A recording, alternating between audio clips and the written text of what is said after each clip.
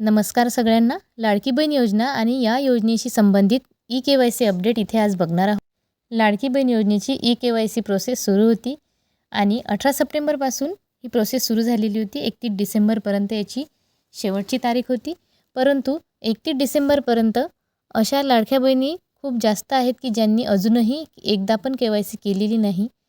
KYC न केल्यामुळे अनेक लाडक्या बहिणींचा नोव्हेंबर, डिसेंबर आणि जानेवारी महिन्याचा लाभ त्यांना मिळालेला नाही आणि त्या या लाभापासून वंचित आहेत. बातमी महत्त्वपूर्ण आहे, त्यासाठी व्हिडिओ शेवटपर्यंत नक्की पूर्ण बघा आणि सगळ्या भगिनींपर्यंत जास्तीत जास्त शेअर करा आणि व्हिडिओला लाईक करत चला. चॅनलला पहिल्यांदा भेट दिली असेल तर चॅनलला प्लीज सबस्क्राईब करा, कारण आपल्या चॅनलच्या माध्यमातून आपण ई-के-वाय-सी संबंधित वारंवार शासनाला विनंती करत आहोत की ज्या बहिणींनी के-वाय-सी अजूनही केलेली नाही त्यांच्यासाठी एकदा किमान 15 दिवस किंवा 1 महिना तरी के-वाय-सीचे पोर्टल पुन्हा सुरू करायला हवं.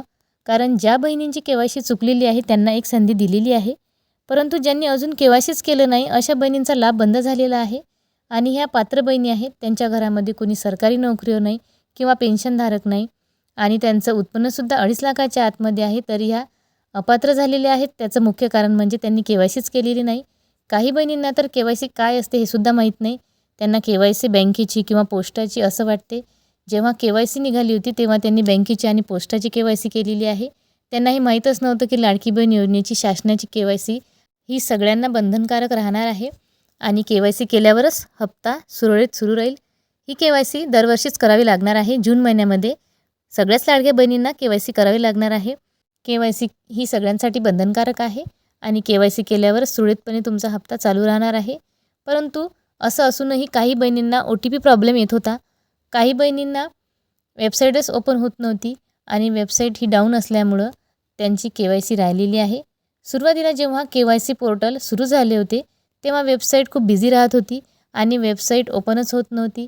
काही बहिणींना OTP प्रॉब्लेम येत होता, त्यामुळे त्यांचं के-वाय-सी झालं नाही आणि ह्या सगळ्या पात्र बहिणी आहेत. तर या पात्र बहिणींना एक संधी शासनाने उपलब्ध करून द्यावी. त्यामुळे आपल्या चॅनलच्या माध्यमातून आपण सगळ्या लाडक्या बहिणीच्या वतीने शासनाला विनंती करत आहोत की आपल्या महिला व बाल विकास मंत्री आदितीताई तटकरे यांनी एकदा तरी त्यांना पुन्हा ऑनलाईन के-वाय-सी करण्यासाठी संधी उपलब्ध करून द्यावी. कारण त्यांनी अजूनही के-वाय-सी केलेलं नाही. ज्यांनी के-वाय-सी केलं नाही त्यांच्यासाठी सध्या पोर्टल सुरू नाही. ज्यांची के-वाय-सी चुकलेली आहे त्यांच्यासाठी हे पोर्टल आहे. परंतु ज्यांनी के-वाय-सीच केली नाही त्या बहिणीसुद्धा वेबसाईट ओपन करतात आणि आपला आधार कार्ड नंबर टाकतात, परंतु तिथे एरर दाखवतो. त्यामुळे त्यांना प्रॉब्लेम येत आहे.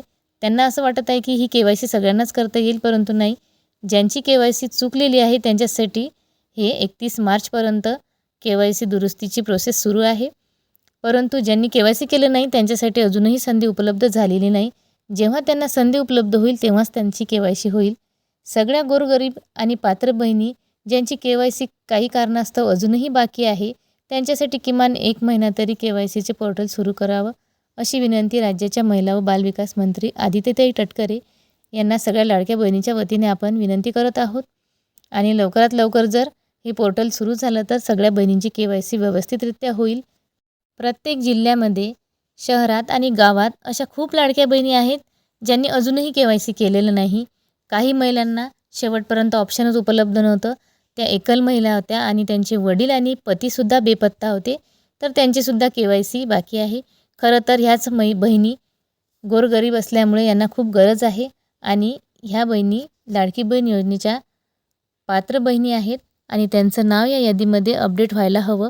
त्यांच्यावर कुठल्याही प्रकारचा अन्याय व्हायला नको. त्यासाठी शासनाने एकदा तरी के-वाय-सीचे ऑनलाईन पोर्टल सुरू करावं आणि यांना न्याय मिळवून द्यावा, ही विनंती आहे आपल्या राज्याचे मुख्यमंत्री आणि उपमुख्यमंत्री साहेब यांनासुद्धा सगळ्या लाडक्या बहिणीच्या वतीने. बहिणींनो, लाडकी बहीण योजना ही अशी योजना आहे की ही खूप मोठी योजना आहे आणि या योजनेशी संबंधित जे काही निर्णय होतात ते सकारात्मकच होतात. म्हणून हा सुद्धा निर्णय आपल्या बाजूला होईल आणि आपल्याला के-वाय-सीचे पोर्टल एकदा सुरू करून देण्यासाठी आपले प्रयत्नसुद्धा यशस्वी होतील.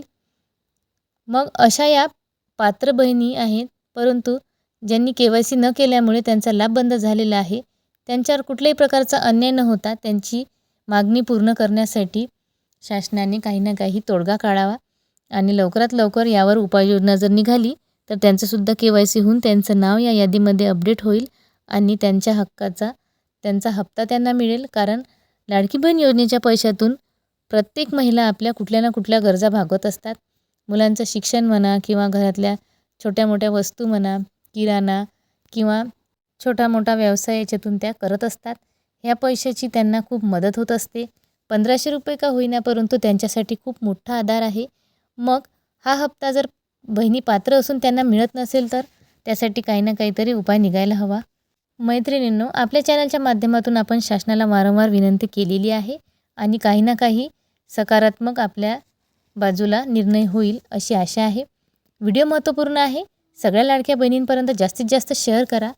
व्हिडिओला लाईक करत चला, चॅनलला सबस्क्राईब करत चला आणि तुमच्या मनामध्ये कुठलाही प्रश्न असेल तर खाली कमेंट बॉक्समध्ये नक्की कळवा. तुम्हाला रिप्लाय दिला जाईल. आणि या योजनेशी संबंधित खात्रीशीर माहिती बघण्यासाठी आपल्या चॅनलला जास्तीत जास्त सपोर्ट करा. पुन्हा भेटू अशीच एक महत्त्वपूर्ण अपडेट घेऊन. तोपर्यंत धन्यवाद.